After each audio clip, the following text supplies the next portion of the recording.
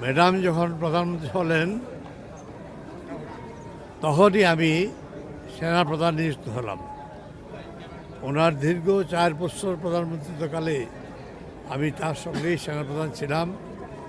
কাজে বহু ঘটনার সঙ্গে আমি জড়িত ম্যাডামের সঙ্গে। তারপর 4 বছর পর আমি অবসর গ্রহণ করলাম। উনি তারপর আরও 1 বছর প্রধানমন্ত্রী ছিলেন। ওই 4 বছর অনেক স্মৃতি, অনেক কথা যা বলার সময় এখন নাই। আজকে আমরা এসেছি তার সমাধিতে পুষ্প অর্পণের জন্য এবং তার জন্য দোয়া করার জন্য। আল্লাহ পাক ওনাকে জান্নাতুল ফেরদৌস কবুল করুন, আমিন। আপনারা সবাই তার জন্য দোয়া করবেন। উনি বেহেশতের মানুষ, সেটা তার জানা যায় কত লক্ষ লোক হয়েছিল, সেটা দেখে বোঝা যায় আল্লাহ তাকে কবুল করেছেন বেহেশত হিসাবে।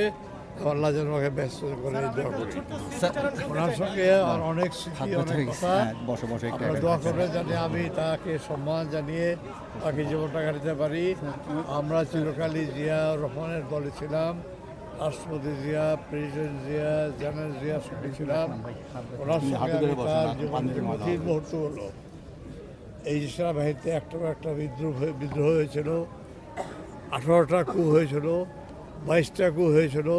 তার সঙ্গে আমি সব সময় উল্কার মতো ঘুরে বেরিয়েছি এবং এই সমস্ত কু দমন করেছি। এটা আমার কৃতিত্ব।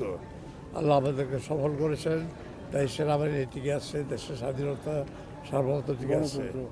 আজকে প্রেসিডেন্ট জিয়াউর রহমান আমাদের সঙ্গে নাই। ওনাকে আমরা কীভাবে হারালাম আপনারা সব গল্প কাহিনী জানেন।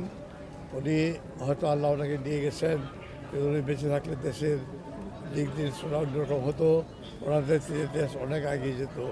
আমরা তার জন্য মাগফিরাত কামনা করি, দোয়া কামনা করি। আল্লাহ ওনাকে জান্নাতুল ফেরদৌস কবুল করেন, আমিন।